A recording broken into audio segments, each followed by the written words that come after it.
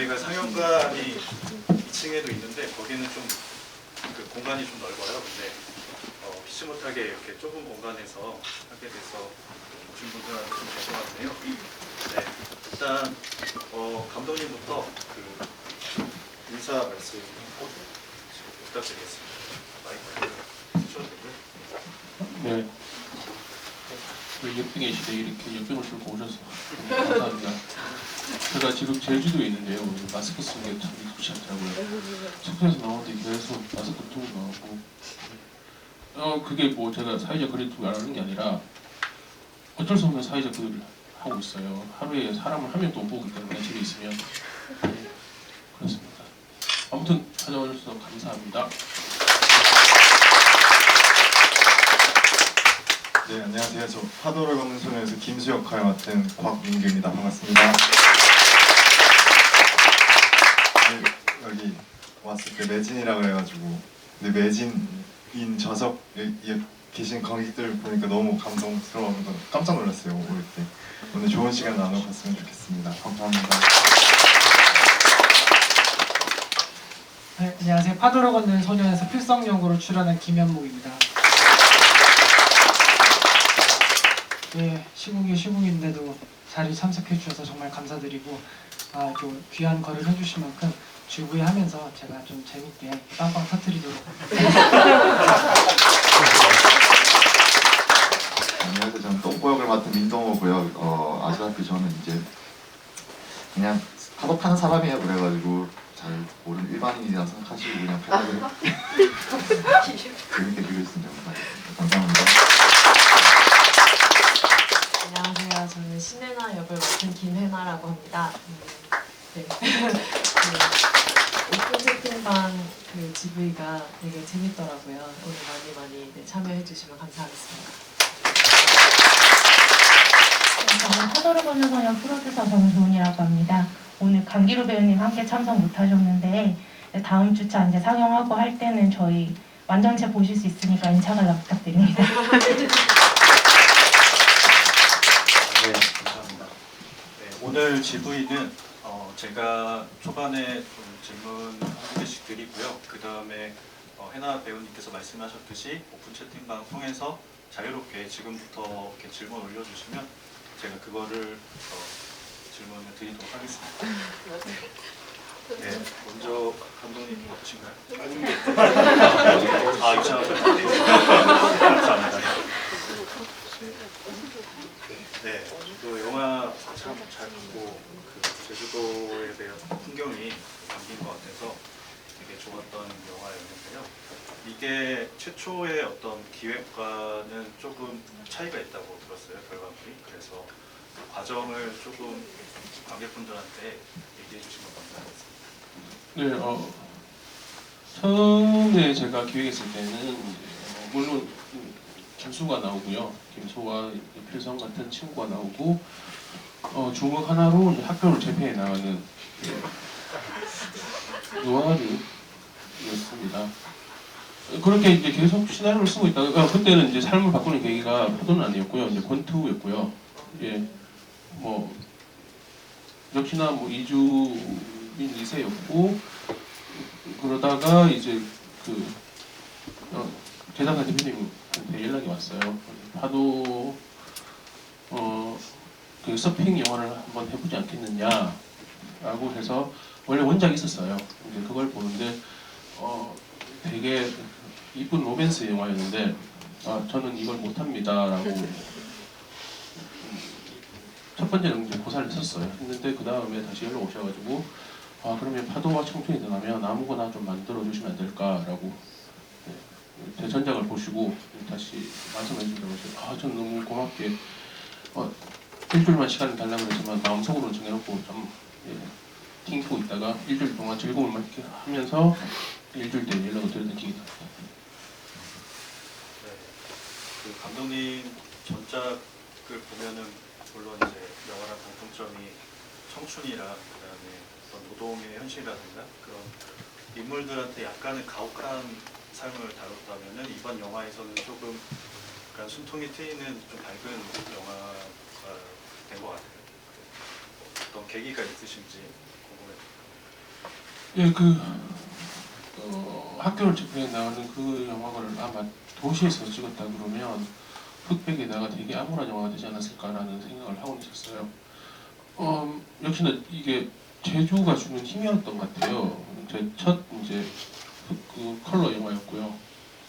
예, 저렇게 바다가 이쁘고 산이 이쁜데 어둡게가 나올 수 있을 것 같고 그대로 저는 이제 어둡다고 생각을 하고 있어요. 이야기 자체와 분위기는 그 대신 제주가 주는 풍광이 이 영화의 이쁨, 예, 깨끗함 이런 걸 주지 않았나 하는 생각을 합니다. 감독님 알기로 실제로 서핑을 좀 하신다고 들었는데 그게 영화의 어떤 화면 기획하면서 그게 영향을 많이 미치신 건가요? 처음 서핑에 대한 거를 여기에 소년회라는 서퍼들이 나오는데요. 제 옆집에 이 소년회 서퍼 중에 한 명은 살고 있었어요. 그 친구하고 서핑에 대한 얘기를 하다가 맨 처음에 계획이 이제 시작된 부분도 있지만 그 친구한테 서핑을 배웠어요. 정치장하면서. 네. 잘 타지는 못합니다. 네. 네, 그리고 강민규 배우님 네, 이번 영화에 참여하실 때는 본래 다른 스텝으로 원래 참여를 하셨다가 배우를 하시게 됐는데 그 과정을 관객분들한테 좀 알려주셨으면 좋겠고요. 그리고 김수 역할을 맡으면서 어떠셨는지 네, 부탁드립니다. 네, 말씀하신 대로 저는 처음에 이 영화 이제 프리 단계 때 인물조 감독으로 감독님을 스텝에 참여하고 싶다고 해서 인물조 감독으로 참여를 했었는데요. 네, 감독님이 이제 그럼 시나리오 김수랑 어울릴 것 같은 주변 배우 동료 친구들 프로필 모아달라고 해서 모아드렸는데 근데 잠깐만요. 근데 이거 제가 말하면 안 될 것 같아요. 이거 제가 말하면 더 재미없고 약간 좋은 PD나 아니면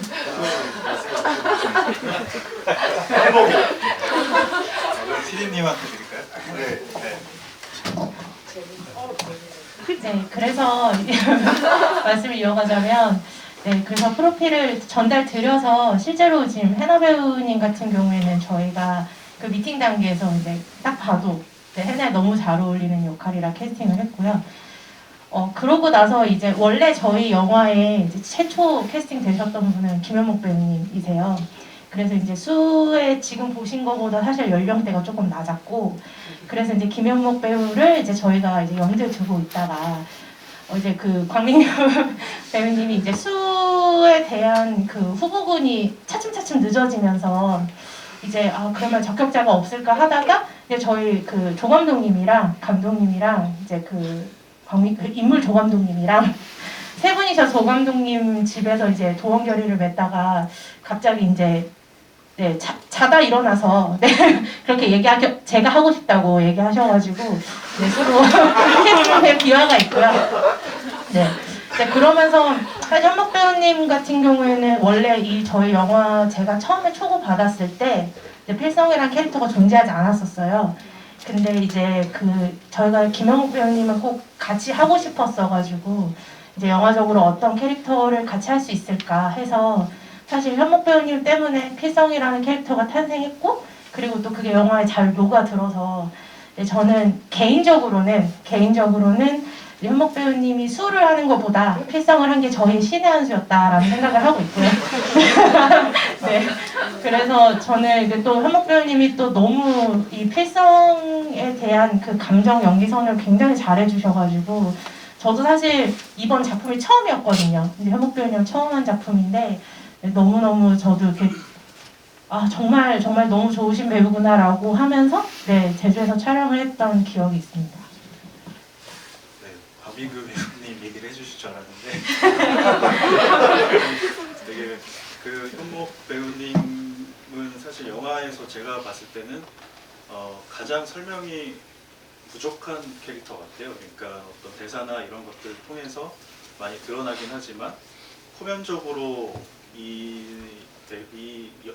캐릭터를 우리가 읽을 수밖에 없는 그런 인물이었는데, 그런 의미에서 약간 어떤 외향적이거나 그 다음에 어떤 습관이라든가 이런 것들을 잡으시는 것들이 되게 인상적이었던 것 같아요. 그래서 아까 PD님께서 말씀해 주셨는데 그런 점들에 대해서 연기하시면서 어떠셨는지 말씀 부탁드리겠습니다. 일단 원래 수였었던 이 영화의 주인공이었던 이제 필성을 맡은 김현묵이고요. 사실은 저희 영화제 작년부터 이렇게 돌면서 늘 이런 꽁트를 계속 해오고 있습니다. 그래서 뭐 계략에 빠졌다, 내가 원래 주인공이었는데 이렇게 이거를 하고 있어가지고 저희들 사이에서는 이게 조금 지치는 감이 많이 웃어주셔서 감사합니다. 그 필성 역할 같은 경우에는 말씀해주신 것처럼 어떤 필성의 가족 관계나 여러 뭐 전사 상황들이 잘 설명될 수 있는 시간들은 영화 스토리 라인에서 좀 부족한 면이 없잖아 있었는데 이제 그렇기 때문에 이제 감독님께서 직접적으로 주문을 해주셨던 부분들은 필성의 어떤 외적인 모습들, 머리가 이렇게 탈색이 되는 것도 다 주문을 해주셨던 거고 뭐 말투나 또는 필성이 되게 어떤 목적성을 띠면서 수형과 되게 친밀감을 보이며 수형에서 심지어 쓰레기 줍는 것까지 하나하나 다 이렇게 어떤 호감에 맞춰서 이 호의를 보이는 모습들이 어쩌면 그거 자체가 이 작품 내에서는 필성의 모습이라고 할 수 있을 것 같고요. 그렇기 때문에 물론 그 동네에서 또는 주먹을 써서 어떤 그런 일을 겪었던 수형을 따라다니는 동생 이러한 설정 아래에 어떤 말투나 행동들 혹은 그 와중에 좀 허접한 느낌들을 잘 묘사를 해보려고 했던 것 같습니다. 그래서 권민규 배우님께서 어딘가에서 그 김현묵 배우와 호흡에 대해서 얘기하시면서 약간 버디무비 같았다 이런 말씀을 하셨어요. 같이 이렇게 연기를 하시면서 어떠셨는지. 전 이 시나리오 보고 이제 어쨌든 제가 20가 돼가지고 그래서 시작했을 때 이게 시나리오 봤을 때 이 영화가 버디무비라고 저도 말씀해 주셨을 때 그렇게 생각이 들었어요. 차영 감독님 영화 전작에도 제가 같이 했었는데 그때는 이제 그 동료 배우 김시은 배우가 약간 그런 존재처럼 느껴졌었고 시은이라는 인물이 그렇게 느껴졌었고 이 영화에서는 이제 김현묵 배우가 맡은 필성이라는 인물이 수에겐 유일한 가족이고 진짜 이렇게 의지할 수 있는 존재라고 생각을 해서 그 힘으로 계속 영화 시작할 때부터 끝까지 버텼던 것 같아요. 뭐 주변에 이제 뭐 갑보 형도 있고 저를 무작정 잘해주신 동호 형, 똥꼬 형도 있고 해나 누나도 있고 이랬지만 약간 현목이 약간 저한테 좀 많이 필성이 좀 많이 특별했던 것 같아요. 네. 네. 그리고 아까 그 민동호 배우님께서는 일반인이라고 표현하셨듯이 그 영화 그 속의 포털 사진을 보면은 서핑을 타고 계시더라고요. 파도 위에서 찍은 사진을 어떻게 찍었는지 모르는데 그게 계시고 하는데 이 영화 참여하시면서 그리고 영화가 개봉하고 오늘 같이 보셨는데 그 소감 한마디 듣고 싶습니다. 솔직히 저는 나올 때마다 되게 부끄럽더라고요. 제가 이제 볼 때마다 항상 적응도 안 되는 뭐 그렇긴 한데 이게 이제 자리가 많아지면서 욕심이 생기더라고요. 그래서 이제 진지하게 한번 배워보고 아무튼 너무 재밌는 작업이었던 것 같고 저도 많은 걸 배운 것 같아요. 또 배우들의 감정선이 대단하다는 것도 배웠었고요. 아무튼 좋은 자리였던 것 같습니다. 실례지만 그럼 제주도에 계신 건가요? 네, 지금 제주도에 있다가 지금 오랜만에 서울 와가지고요. 지금 너무 좋네요. 거울도 더 많고. 알겠습니다. 아까 저희 그 술 먹는 그 블루웨이브라는 샵 거기 그 주점 주인님이세요. 김판대기 좀 하고 저희 실제로 술을 먹고 했어요. 그날 매출이 많이 나왔더라고요.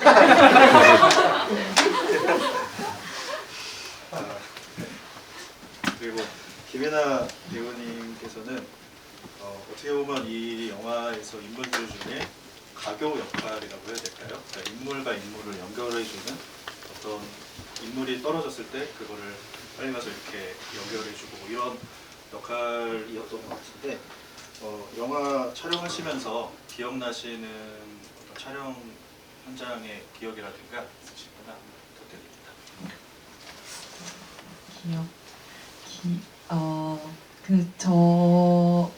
제가 한 달 동안 제주도에 가서 정말 또 본의 아니게 제주에 한 달 살이를 어떻게 해보게 됐는데요. 그냥 그 자체가 다 너무 기억에 남는 것 같아요. 그 하나하나 순간순간 다 행복했었기 때문에 아마 그렇겠지만 지금 저도 이제 저 영화를 통해서 서핑을 처음 배웠고 이제 서핑을 약간 취미로 하고 있는데 계속 더 가까운 양양이나 뭐 이런 데 갈 수 있는데 저기가 너무 편하고 좋아서 그런지 몰라도 계속 제주도로 가게 되더라고요. 그러면서 연기할 때 뭔가 조급한 마음이 되게 많았었던 것 같은데 지금 생각해보면은 서핑을 하면서 저 영화를 찍으면서 이 영화가 주는 따뜻한 그런 분위기 때문에 더 그런 조급한 마음이 좀 없어져서 좀 걱정이 됩니다. 그리고 지금 오픈 채팅방에 질문이 하나도 없는데 질문을 감사합니다. 저는 감독님한테 궁금한 지점이 다른 인터뷰에서 촬영하시면서 파도에 그러니까 바다 안에서 촬영을 하지 않는다는 원칙을 세우셨다고 들었어요. 근데 그 원칙을 왜 어떤 이유에서 세우셨는지랑 그다음에 영화에서 그리셨을 때 그게 잘 의도대로 잘 발현되셨는지 궁금합니다. 예, 첫 번째 원칙인데 일단 카메라가 바다 속으로 가는 순간 그 날의 제작비가 너무 많이 올라갈 거를 미리 알았고요. 물론 요즘 고프로 이렇게 보다 베풀 수도 있지만 그 고프로 아시죠? 예. 고프로가 처음 나올 때 그 보드에 붙이기 위해서 나왔다더라고요. 아무튼 사람들이 그러니까 관객들이 파도 타는 걸 직접 이제 경험하게 해주고 싶지는 않았어요. 어쨌든 감정적으로 이입이 되니까요. 기본적으로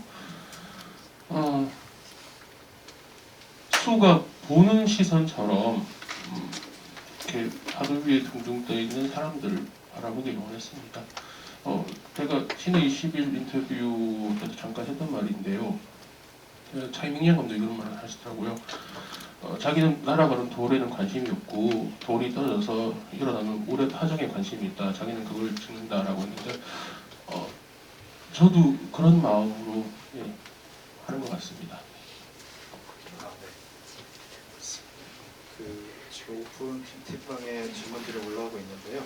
간단한 것부터 좀 여쭤보겠습니다. 흰머리 뱁새님께서 국중 수는 몇 살인가요? 질문을 해주셨습니다. 마이크를 제 거로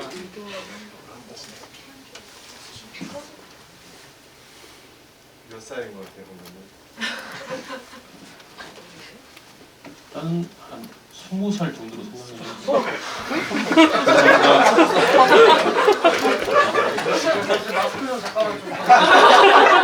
아니. 저는 20대 중반이라고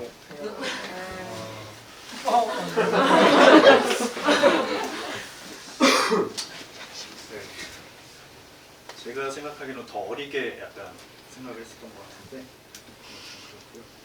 그렇고요. 그리고 처음 질문하신 분이 제주도 아주머니 그분이 현지인이신지 아니면 배우분이신지. 저희 동네에 사시는 혜리 할머니고요. 이장님한테 가서 혹시 동네 사람이 영화를 찍는데 출연하시는 분이 있냐라고 해서 그분이 하신다 그래가지고 스크립트가 제주도 분이셨어요. 그래서 따라가서 두 분이서 얘기를 하는데 저도 한마디도 못 알아듣겠더라고요. 근데 하신다 그래가지고 출연하시면서 그리고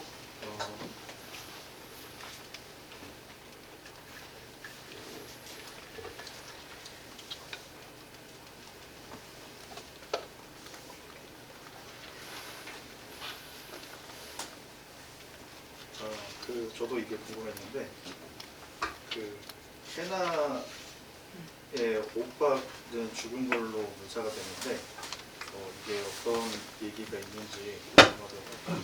사실 저도 영화를 보면서 프리퀄이 있다면 약간 해나 캐릭터가 있지 않았을까라는 생각이 들거든요. 네, 그거에 대해서 직접 말씀. 감독님께서 말씀하시죠. 네, 신준식이라고 해나 오빠가 나오는데요. 네,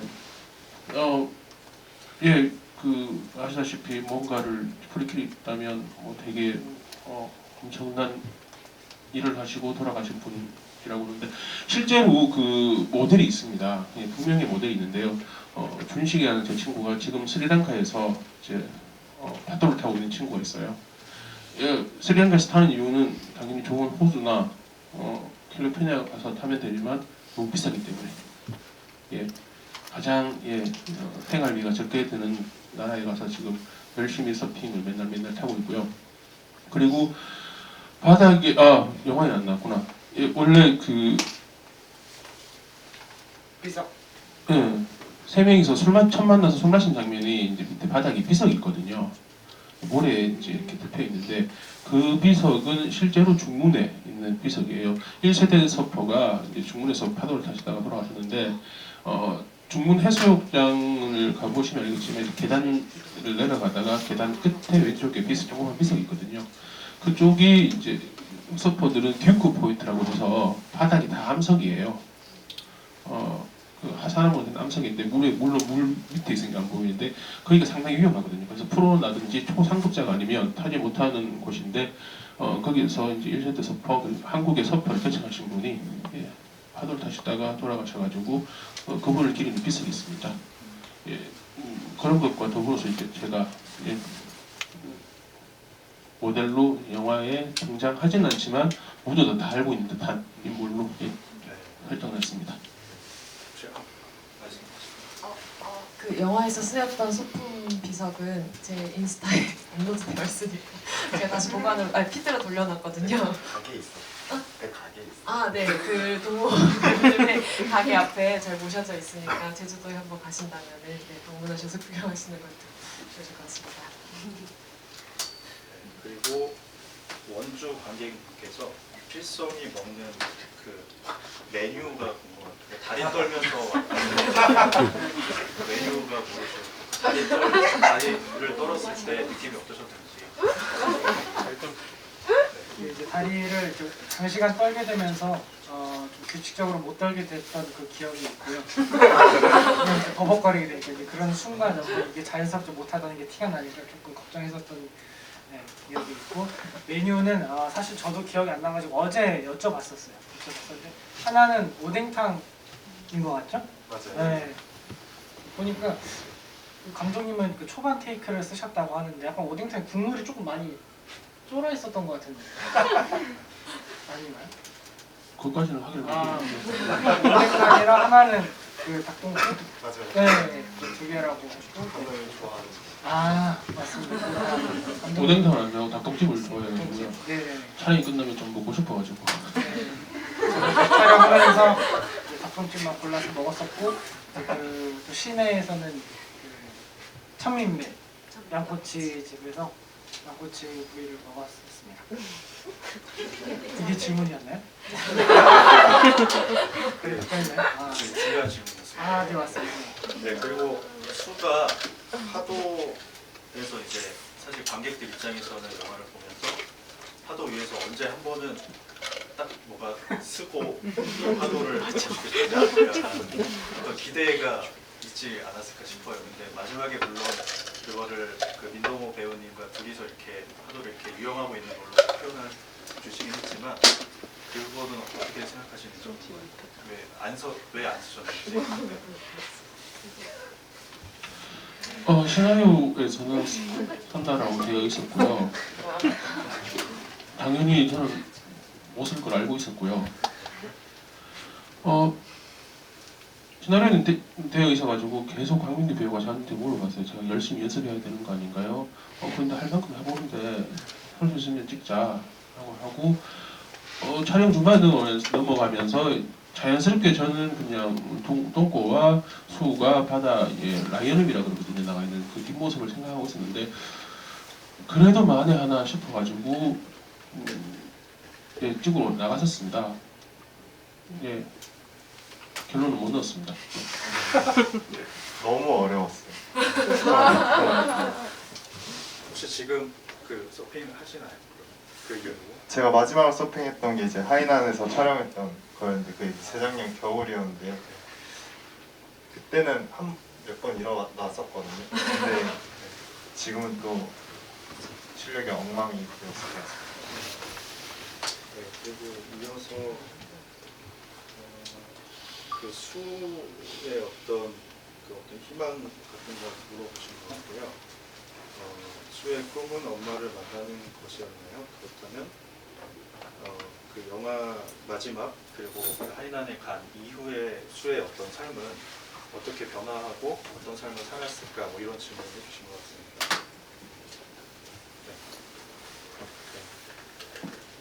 그 감독님이랑 이제 GV 다니면서 감독님이랑 같이 이야기 나눴던 감독님이 하신 말씀 중에 그 한국에 사는 게 너무 힘들었을 거라는 이야기가 저는 많이 공감이 됐었거든요. 저는 결국에는 한국에서 사는 것보다 이제 중국에서 어머니랑 같이 사는 게 편했고 이제 거기서 이제 아마 또 서핑 관련된 일을 하면서 살지 않았을까라는 게 제 생각입니다. 그러면 한국은 이제 좀 더 돌아오지 않고 거기를 가게 된 건가요? 사랑하는 친구들이 생겼으니까요. 뭐 시즌이 되면 한국에도 오겠고 그러겠죠. 제 생각은 그래요. 수는 한국에 사는 게 되게 힘들 것 같아요.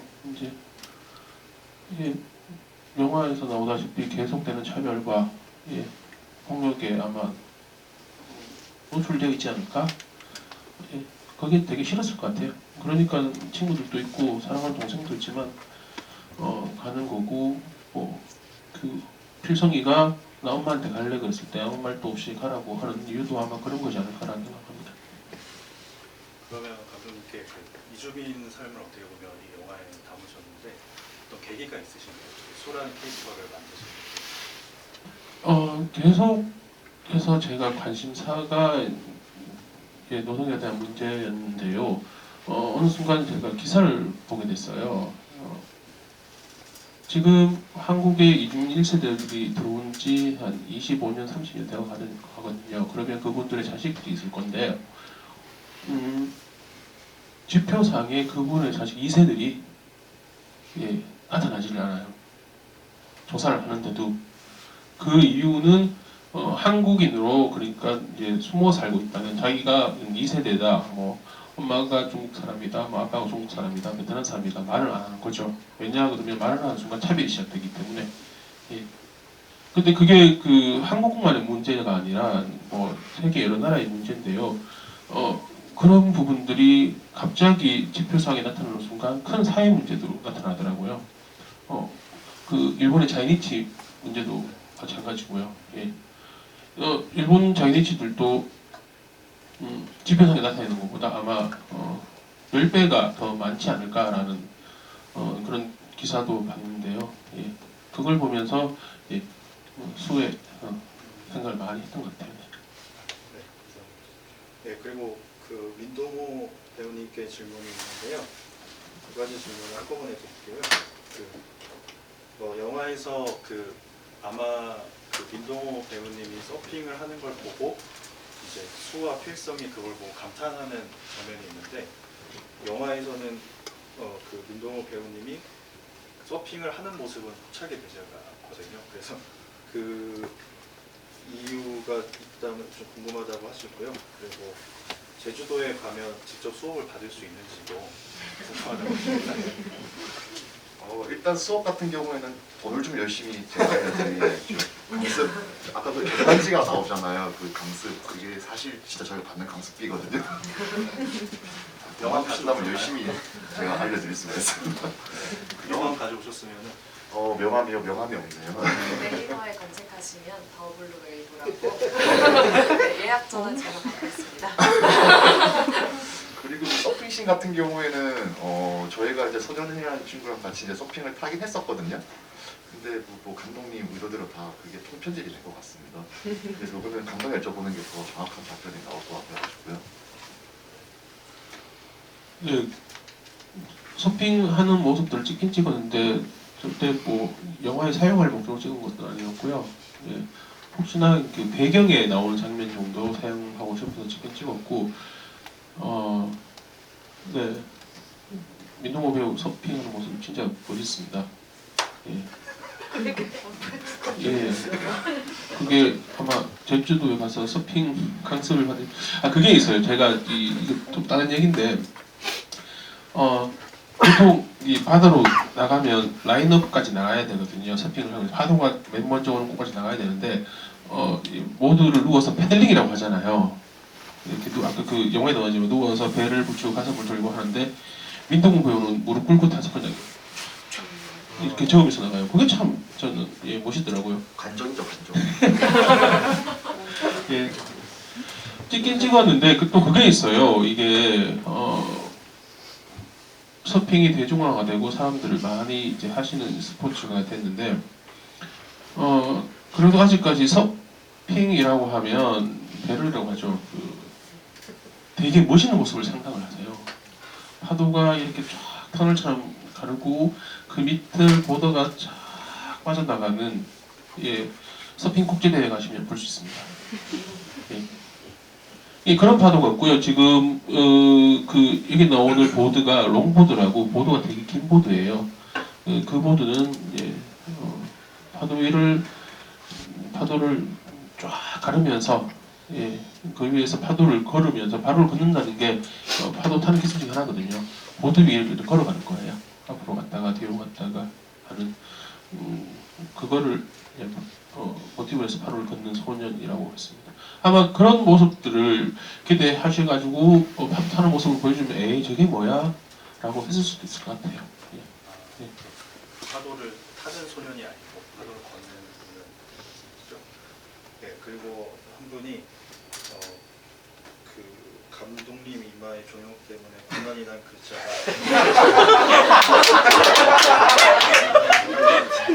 궁금하다고.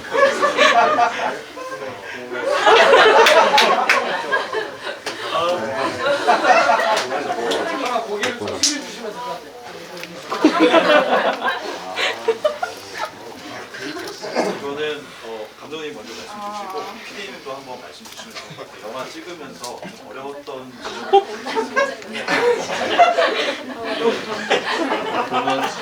이게 참 힘든 게 파도를 타야 되잖아요. 어쨌든 파도가 있어야지 서퍼들도 타겠고요. 그런데 이게 하나님이 도와주셔야 되는 거잖아요. 우리가 인력적으로 할 수 없는 부분이 있으니까 그게 너무 힘들었고요. 그리고 촬영용이 태풍이 와가지고요. 태풍이 와서 한 3일 정도? 이틀 정도 쉬었던 기억이 있는데 숙소 계단을 올라가다가 제가 넘어져가지고 태풍이 오는 날 인대가 늘어났던 게 기억이 납니다. 너무 그게 제일 힘들었고요. 나머지는 힘든 건 별로 없었어요. 광민규 배우가 다이어트에 실패해서 그게 제일 힘들었고요. 그런 건 힘들었습니다. 네, 피디님도 사실 제가 그냥 이제 제작적인 측면에서 좀 어려웠던 거는 배우님들 스케줄 저희가 왜냐면 제주에 오면은 이제 기본적으로 이게 또 하루를 쉬어 주셔야 되기 때문에 이제 또 체력적인 문제도 있어서 배우님들 스케줄 부분이었고 말씀하신 거대로 저희가 중간에 태풍을 만나서 저희 진짜 스텝 한 15명, 20명이 한 층에서 같이 동거동락했거든요. 그래서 그때 제일 재밌기도 했었는데 이제 한편으로는 저희 정해진 촬영 시간 안에 다 찍을 수 있을까 했던 부분에 대한 것 그리고 저희가 그 앞에 이제 그 두 분이 오뎅탕 맛있게 먹는 장면 그리고 수집 이쪽은 완전 그쪽이랑 그다음 저희 그 파도 있는 사계는 거의 제주 끝과 끝이에요. 그래서 그 이동에 저희 거의 민족 대이동처럼 트럭에 짐 다 트렁크 싣고 막 이러고 다녔거든요. 그런 부분에 대한 거를 이제 좀 안전하게 어떻게 갈 수 있을까 했던 부분에 대한 고민이었고, 저도 이제 일적으로 가서 거의 한 5주 정도 저는 지금 제주를 살다 왔는데, 그럼으로써 좀 일 때문에 가긴 했지만 너무 좋았던 기억들이 많아서, 만약에 다시 한번 또 제주에서 작업을 하면 이제 그때는 또 좀 더 잘 알 수 있지 않을까. 그리고 저 역시도 서핑을 하는 사람이 아니었는데, 저 같은 경우는 서핑을 같이 배우진 못했고, 저 카페에 앉아가지고 가만히 진짜 그 멍 때린다고 하죠. 네, 그 바다 멍을, 파도 멍을 때리면서 이제 어떻게 서퍼들은 삶을 살 수 있을까. 그래서 저 역시 시나리오를 감정적으로 이해를 많이 하려고 노력했던 것 같아요. 그거 말고는 저희 뭐 스태프들 배우님도 너무 다 네. 캐릭터에 대한 질문이 있는데요. 그 머리 탈색은 어떻게 설정하신지랑 그다음에 오토바이 스티커는 직접 붙이셨는지 또 이제 궁금하실 때 질문하셨습니다. 네.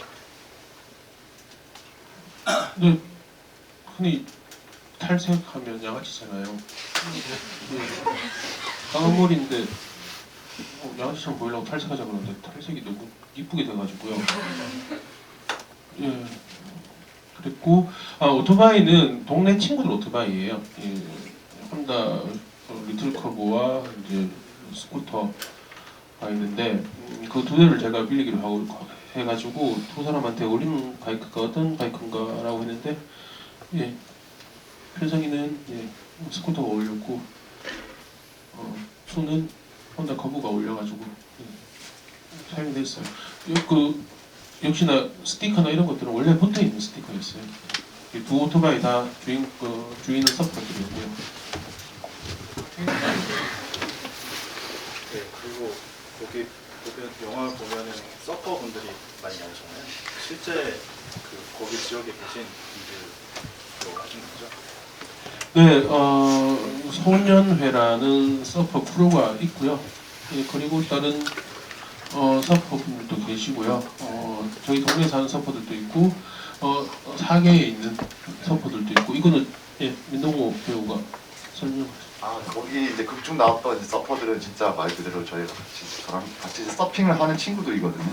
그 중에 이제 되게 이제 로버트처럼 연기하는 친구가 있잖아요. 저기 어디 좋은 데는 하나 뭐 까비한 그 친구가 실제로 롱보드 챔피언이에요. 이제 한국에서 되게 유명한 이제 되게 프로 서퍼거든요. 블루웨이브 사장님이세요. 네, 그 친구가 사장이고 저는 그 1층에서 이제 술을 팔고 있고. 아무튼 되게 유명한 친구들이에요, 실제로. 그러면 민동호 배우님 캐릭터 이름은 똥꼬라는 캐릭터 이름이 어떻게 그게 이제 아시다시피 제가 이름이 동호잖아요. 항상 동자가 들어가면 똥이 들어가더라고요. 그게 동호가 자연스럽게 아마 똥꼬가 돼서 아마 현목 배우도 마찬가지로 그것 때문에 모기로 됐죠. 네. 네, 약간 그런 느낌인 것 같아요. 중국 가서 똥꼬 찾으면 다 블루웨이브 다 알려주실 거예요. 네, 그리고 갑보 캐릭터에 대한 질문들이 좀 있는데요. 캐스팅 하시면서 비하인드라든가 그 현장에서 갑보 연기를 하고 그다음에 영화에 이제 표현된 걸 보셨을 때 어떠셨는지 질문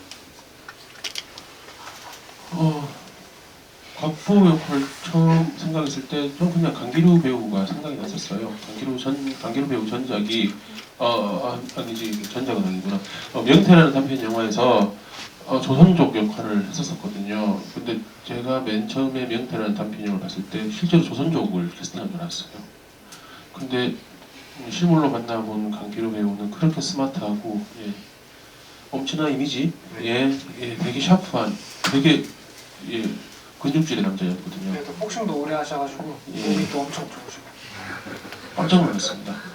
근데 역시나 이 무드를 만들어 가는 이 배우의 능력들은 너무 놀라운 것 같아요. 네. 하면서 전 어떻게 디렉션을 한지도 모르겠어요. 했는데 나오시더라고요. 그냥 네. 너무 쉬웠습니다. 저한테 네. 완벽. 그러니까 모든 배우들이 그럴 것 같아요. 그리고 한 분이 중에서 그 갑보가 수화 때 뭘 던지잖아요. 그 화분인지 어떤 거를. 그 장면 찍었을 때 어땠는지에 대한 질문을 드립니다. 119가 대기하고 있었고요. 바로 24만 원 정도를 꿰맸으면 큰일 났겠죠. 예, 안전 소품이었습니다. 안전 소품이었고 실제로 좀 아팠다고 하고 연고를 바르는 정도로 있었는데, 예, 피는 진짜 피가 아니고요. 트릭입니다. 예, 손에 피가 가득 든 소품을 이렇게 스펀지를 들고 맞고 이렇게 누르니까 당연히 피가 쭉 나오죠. 예, 예, 안전장치를 다 하고 있습니다. 많이 아팠어요? 예, 근데 형 울지 않았나?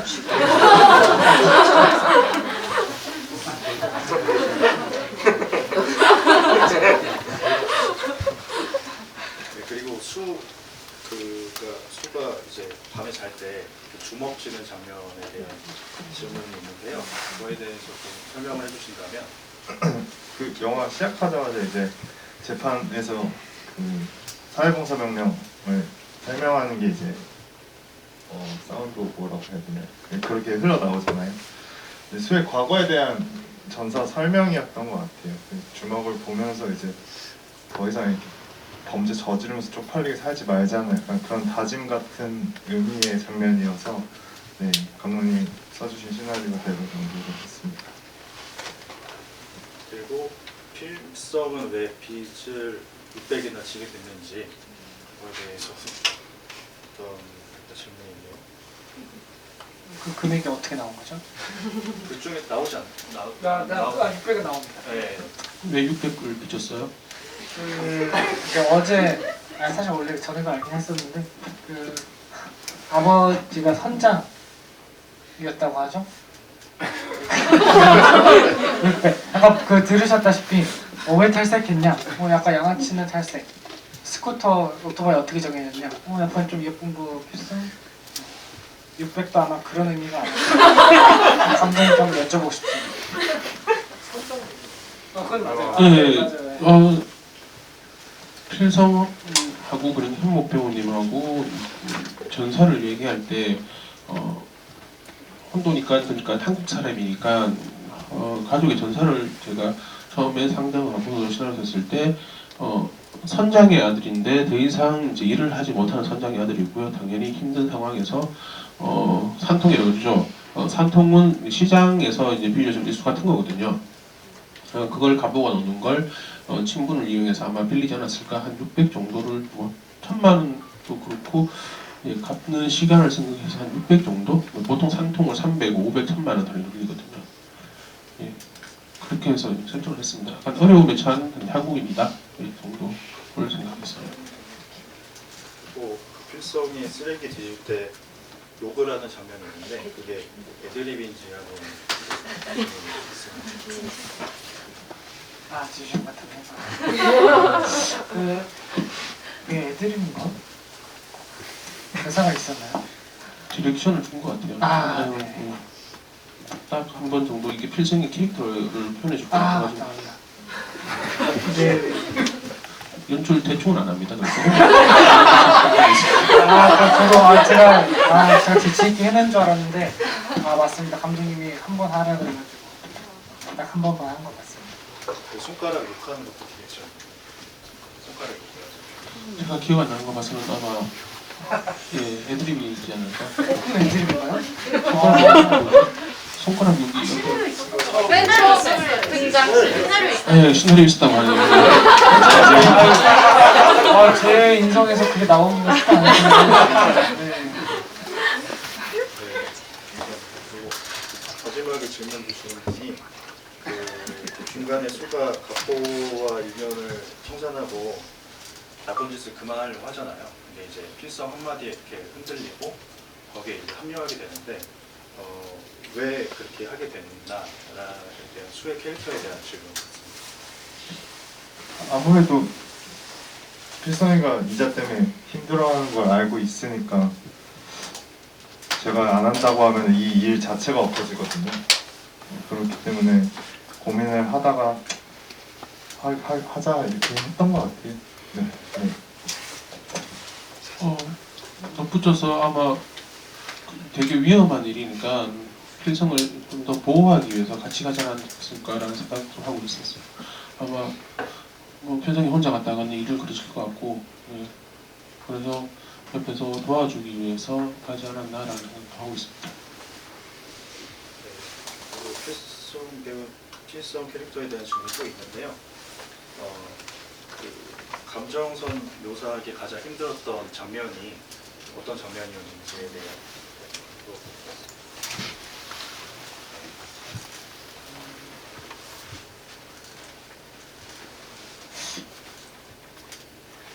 퍼큐를 하는 게 좀 가장 힘들었어요.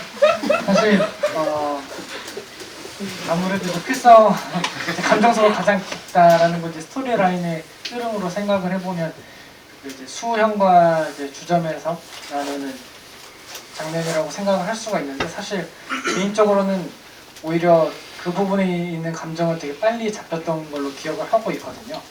그 이유가 뭘까 이렇게 생각을 해보면 제가 잘해서도 그런 건데, 사실 그 신 장면은 프로덕션 초기에 찍었음에도 불구하고 준비했던 어떤 그러한 대화 시퀀스가 잘 잡혔던 거는 사실은 그러니까 민규 형 자체가 어떤 그런 감정을 저에게 되게 잘 전달을 해줬기 때문에 되게 잘 묘사가 되고 표현이 됐던 게 아닌가 싶습니다. 그 장면을 아마 첫째 날에 찍었던 것 같은데요.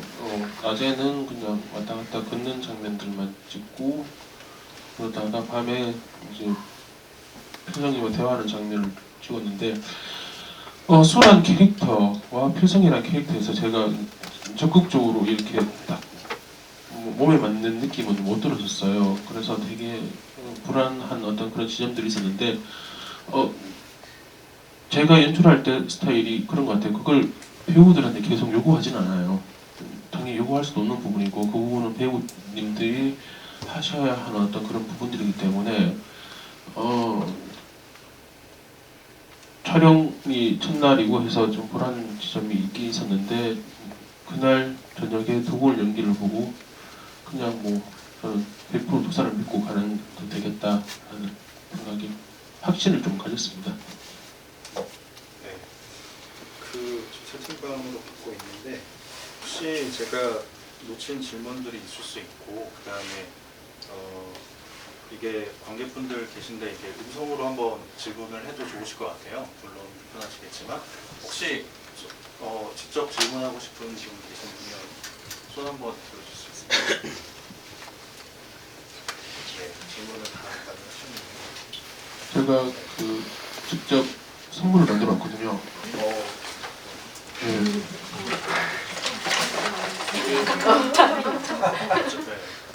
네, 이게 사왔냐고 누가 질문하셨는데 진짜 직접 만들었어요. 제가. 그리고 오늘 4개가 있네요. 4개 드릴 테니까요. 네, 바로 손을. 네. 크게 말씀해 주시면 잘 들리니까요. 네. 배우님들의 실제 성격과 본인이 맡아주신 캐릭터의 사이에서 가장 크고 다른, 크게 같거나 다른 차이점, 성격 부분에서 궁금합니다. 어떤 부분이 가장 공감하기 쉬우셨는지, 어떤 부분에서 가장 연기하시기에 어려움을 느끼셨었을지 궁금합니다. 전 싸움을 못해요. 실제로 그렇게 싸움을 좋아하지도 않고, 그런 부분들이 좀 감독님이 아까 말씀하셨듯이 조금 약간 생각을 하셨던 것도, 그러니까 평소에 이렇게 싸움 잘 못하고, 근데 평소에 싸움 잘하는 사람 없죠. 주위에 싸움 잘하는 사람 잘하던데. 네, 그리고 잘 맞았던 부분은 아마 필성 배우를 포함한 모든 배우들하고 이제 호흡 나눌 때가, 그럴 때 그냥 평소에 느꼈던 그런 느낌들 플러스 이제 대본이랑 합쳐져가지고 자연스럽게, 또 감독님도 막 이렇게 디렉션을 이렇게 억지로 하시는 스타일이 아니어서 그게 좀 촬영하면서 잘 녹아가지고, 그런 부분들 좀 비슷하지 않았나라는 생각이 들었습니다. 호흡이 좀 잘 안 나. 그래서 제가 달랐던 점은 물론 그 탈색을 제가 처음 해본 거였고요. 그게 처음 5만 원 주고 한 번 한 건데 탈색을 해봤던 거나 뭐 진짜 그 퍼퓸 뭐 날리는 거나 최대한 막 껄렁껄렁해 보이는 어떤 그런 모습들은 평소에 해봤던 게 아니고 근데 물론 그 겉모습이 사실 그럴지라도 필성이 자체는 사실 되게 어린 아직 미성숙한 그런 느낌의 모양들이 많이 자리 잡혀 있다고 생각을 했거든요. 그래서 제가 어쩌면은 다른 작품들을 통해서 제가 보여지는 이미지 내에서 자주 묘사나 연기를 해봤던 부분들이어서 겉으로 보이기에는 그럴지 몰라도 익숙한 톤에 혹은 같은 결을 가지고 있는 캐릭터를 연기한 게 아닌가 생각을 하고 있습니다. 저는 그냥 다 어려웠어요. 그냥 정말 다 어려워가지고. 그래도 그나마 어려웠다고 하면 뭐 제가 점잖은 사람인데 막 사투리도 써야 되고 그냥 자체가 그냥 들어오는데 그래서 힘들어했는데 감독님이 그냥 똥 꼬는데 똥 꼬니까 그냥 평상시처럼 해라 해서 그때부터 편하게 했던 것 같아요. 저는 오히려. 저는 진짜 살면서 딱 한 번 맞아봤거든요. 그 친오빠한테. 근데 그 얘기는 제 얘기가 맞고. 근데 제가 어렸을 때 정말 근데 정말 닮은 부분이라고 생각하는 건 저는 입학한 학교에서 졸업한 적이 없어요. 전학을 되게 많이 다녀가지고 그래서 그런 어디에 속하지 못한다 이런 생각을 되게 좀 친구들을 언제 만나도 이 친구랑 겹치지 않는 부분이 서로 존재하기 때문에 좀 그런 외로운 것들이 있다라고 생각했는데 해나가 여기 나오는 신해나가 좀 그런 생각을 하고 있지 않았을까. 수의 뿌리칼 같은 생각으로 저도 연기했거든요. 그래서 어머니가 조선족이고 나는 완전한 한국 사람이 아니기 때문에 느꼈을 어떤 그런 이방인 같은 느낌? 어디 소속되지 않는 느낌? 그런 것들 조금 더 생각해봤던 것 같고요. 완전 다른 부분은 정말 저도 누군가를 때려본 적은 없습니다. 말을 안 진심이에요. 네, 또 질문 있으실까요? 네. 저는 그 김영국 배우한테 질문이 있는데 최근에 찍었던 작품 보면 역할이 쫄따구 같은 역할을 최근에 많이 했는데 이번에 수 역할하면서 새로운 연기를 하고 싶지 않았나라는 거를 좀 질문드리고 싶고 옆에 계신 민동호 배우님은 연기자 많이시잖아요. 그래서 누구한테 연기를 많이 주면 바람이시죠?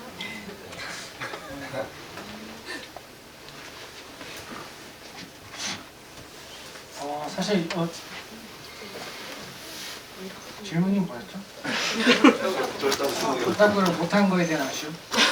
수 역할을 했으면 좋겠습니다. 어땠을까? 새로운 변신. 그러니까 수로 했었으면 이명목의 수. 수로 했었어 맞아. 그러니까요. 약간 아쉬움이 짙게 남고 그 합정 쪽의 카페였는데 그 오디션장을 잊지 못하고 있습니다. 그때도 막 다른 작품 때문에 복싱을 조금 잠깐 한 4번 정도 복싱장 간 적이 있어가지고 그 자세 이제 감독님 앞에서 보여주면서 다른 테이블에 다른 사람들 자세 취하면서 할 수 있다. 네, 진짜 이렇게 하고 심지어 저는 파도를 걷는 소년에서는 보셔서 아시겠지만 그 한 척 가가지고 이제 바다에 이제 물만 담그고 재밌네? 그런 얘기를 했었는데 실제로 저는 서핑을 할 줄 압니다. 네, 이 작품 다른 웹드라마를 통해서 양양에서 블루웨이브는 아니고 다른 그런 데서 강습을 직접 받고 탔었고 저희 어떤 이 타고난 구분 등이 이 서핑을 하기가 최적화된 몸이라고 알고 있거든요. 끝난 줄 알고.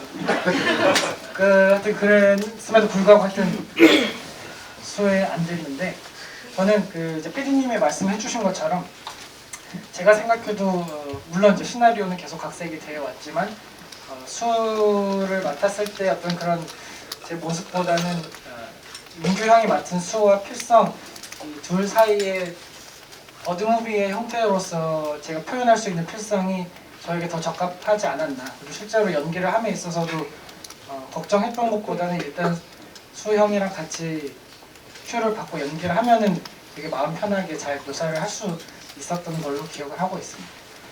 그렇지만 이런 꽁트를 많이 하고 있지만 1년 넘게 하고 있습니다. 저 같은 게 막 아까 저 이제 연기자가 아니니까 처음 대본을 봤을 때 이걸 어떻게 될지 전혀 모르겠는 거예요.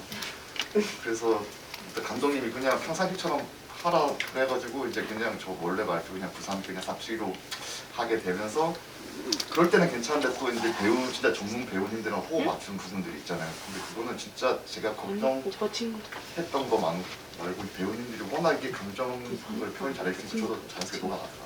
그때 깨달았죠. 배워야 되겠다. 그래서 너무 잘 이렇게 저는 그냥 했던 기억밖에 안 났던 것 같아요. 제가 한번 보태봐도 될까요? 네. 저는 서퍼 역할을 맡았으니까 오빠랑 계속 붙어야 되는 역할이었는데 아니 다른 배우들은 이제 그 제주 생활에 녹아야 되니까 좀 대본을 놓고 오히려 막 편하게 했는데 맨날 대본을 들고 와서 저기 테이블에서 혼자 막 외우고 막 이러시는 거예요. 네. 저희가 많이 자극을 받았습니다. 감독님 몇 개, 4개 보셨나요? 네. 아, 2분 더 지금. 네. 아, 네. 이게 2018년도에 찍은 거라고 아까 봤는데 그럼 꽤 오랜 시간 계속 함께 하고 계신 거잖아요. 감독님을 단어로 표현한다면 어떻게 표현할 수 있을지 감독님 그리고 PD님이나 배우님들이 감독님의 본 모습을 단어로 표현하면 어떻게 표현할 수 있을지 빠르게 준비했습니다. 그쪽부터 가시죠. 그쪽부터. 네. 저는 PD님부터. 그래요? PD님이 조금. 감독이 그 이마에 써주신 대로 고난이 아닐까. 너무 사실 오래 기다렸거든요. 저희가 작년인가요? 작년 전주인가요? 네, 작년 전주에서 처음 선보이고 사실 원래 저희가 2월 개봉 예정이었거든요. 근데 지금 코로나 때문에 한 차례가 또 연기가 된 상황에서 개봉을 한 거여서 사실 그만큼 다들 너무 이렇게 좀 아끼게 된 영화가 됐어요. 저 역시도 너무 빠른 개봉을 바랬고 그래서 그 사이 동안 이제 다들 마음고생 한 거에 대한 감독님이 오늘 그 이마에 써져 있는 고난이 아니었을까. 근데 또 이렇게 또 그런 고난이 있었기에 또 오늘의 이런 영광이 있는 거라서 저는 그렇게 생각합니다. 저는 예전에 그 얘기를 한 적이 있었는데요. 여백. 말씀해도 여백이 많으시고요. 그 영화 하면서 되게 제가 그 집착이 없어졌다. 그런 조급함이 없어졌다라고 했잖아요. 그냥 차창원 감독님은 되게 어떤 삶에 되게 많은 욕심을 안 부리시고 이렇게 남겨두시는 부분이 많다. 그런 거 많이 배웠던 것 같아요. 저한테는 그냥 동네 형이에요. 동네 형이고. 두 글자라 해야 되는데? 그런가? 두 글자라고 하셨죠?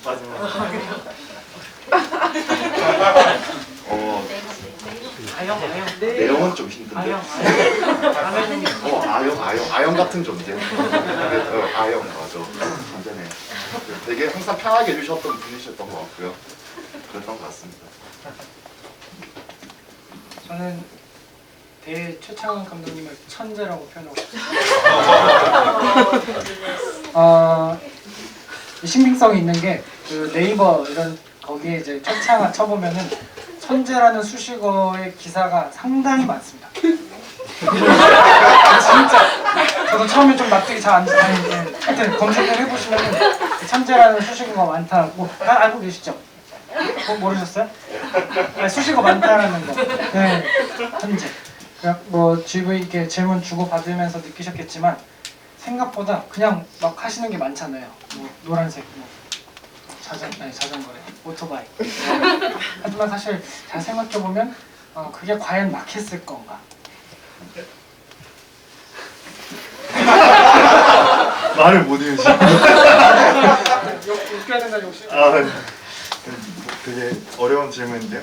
저는 대장 같아.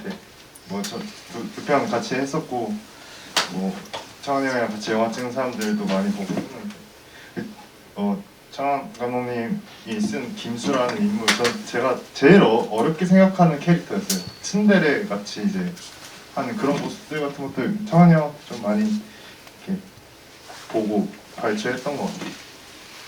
재미없었어. 네. 감독님 여기에 대해서 한마디 해주신다면. 예, 저도 뭐 딱히 할 말은 네, 없는 알겠습니다. 천재가 제일 마음에 들어요. 전제이신 걸로. 네, 질문 마지막 질문 한번 받아볼까요? 아, 네. 그 촬영하실 때 오토바이 타시는데 배우 두 분이 원래 좀 타실 줄 아셨는지, 그리고 혹여나 좀 오토바이로 좀 힘들었던 점? 오토바이 타는 연기로 힘들었던 점이 있는지 궁금합니다.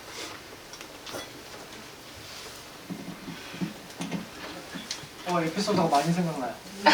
오토바이 에피소드 많아요. 진짜.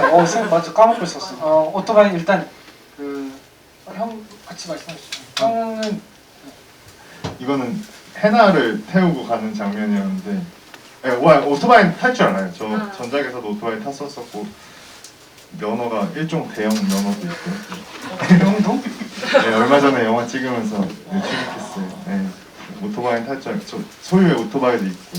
근데 그날 이게 뭔가 약간 감정을 따라가면서 이제 내려요 누나 내리라고 한 다음에 몰라요 그럼 꽉 잡아요 붕 가는데 제가 너무 긴장을 하고 약간 오버를 했는지 오토바이가 진짜 이렇게 이제 앞바퀴 이렇게 들린 거예요. 겨우 근데 사고는 없었어요. 다행히 겨우 사고는 없었는데 뭐 그런 에피소드가 있었고. 맞아요.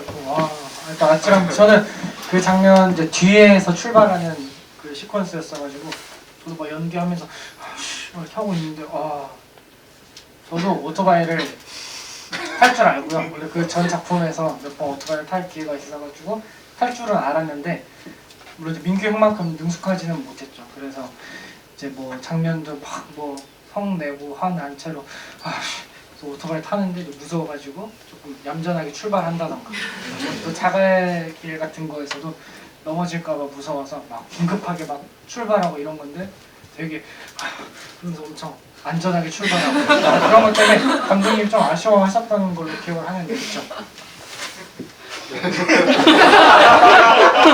있으신 거예요? 걱정이 많이 되죠. 네, 걱정이 많이 되죠.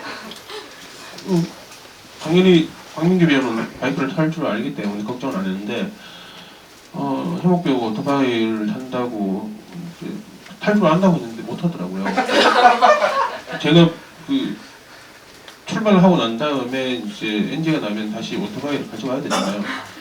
제가 뛰어가서 오토바이 다시 몰고 오는 건데 그래서 되게 조심스러웠어요. 하나하나 이 사건 사고가 나는 순간 정종 PD의 호출이 있을 거고 그 이후에 당장 오토바이 션이 빠질 수도 있을 것 같은 느낌도 들고 배우들 다칠까봐 제일 걱정이었고요. 그런데 뭐 사고도 없었고 잘 진행했습니다. 특히 또 얘들이 또 하이바스는 웃기잖아요. 하이바를 안 써야 멋있는 건데 영화에서 그래서 그랬던 것 같아요. 네, 감사합니다. 지금 시간이 많이 됐는데요. 혹시 마지막으로 질문 또 뭐 꼭 해야 되신다는 분 계신가요? 없으시면은 그 마지막으로 저희 영화 개봉 첫날에 이렇게 관객분들 만나게 되셨는데 마지막 소감과 그다음에 앞으로 어떻게 또 찾아뵐 수 있을지 그런 인사 말씀 부탁드리겠습니다. 박 배우님 네. 오늘의 개봉날이에요. 개봉날 이렇게 만석에 있는 관객분들 보니까 너무너무 감사드리고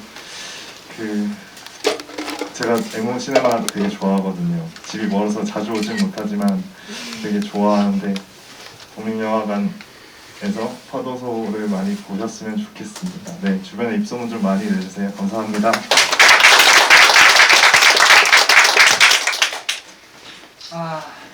이게 좀 잠잠해지고 편해질 수 있는 환경에서 관람을 할 수 있을 줄 알았는데 아무쪼록 계속 조심하는 상황 속에서 이렇게 극장을 찾아주셔서 진심으로 감사드리고 또 주변에도 잘 좋게 말씀 부탁드립니다. 오늘 와주셔서 감사합니다. 정말 일단 그냥 너무 감사하다는 말밖에 말이 없는 것 같아요. 진짜 너무 감사하고요. 네.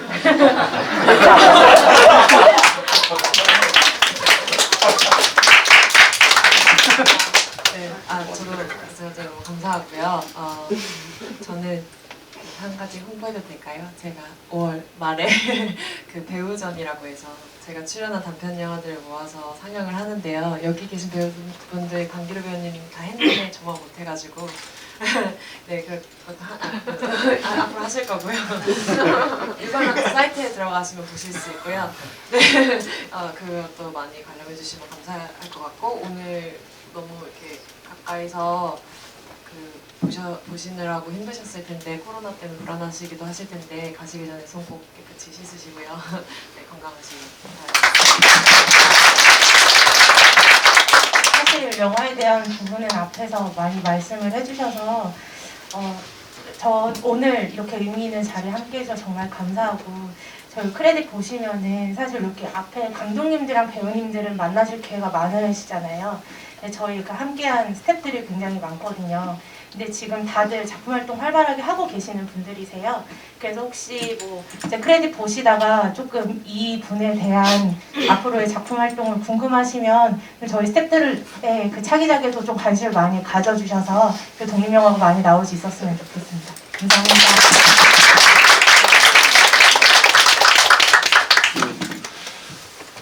진짜 마스크 다 쓰시고 이렇게 찾아오셔서 너무 감사합니다. 제가 귀찮고 이런 건 아니고요. 원래 말중에 별로 없어요. 마음으로는 정말 기쁘고 감사하게 생각하고 있습니다. 소문 많이 내주시고요. 많이 보셔야 또 저 다음에 영화 찍을 수 있을 것 같아요. 많이 사랑해 주십시오. 감사합니다.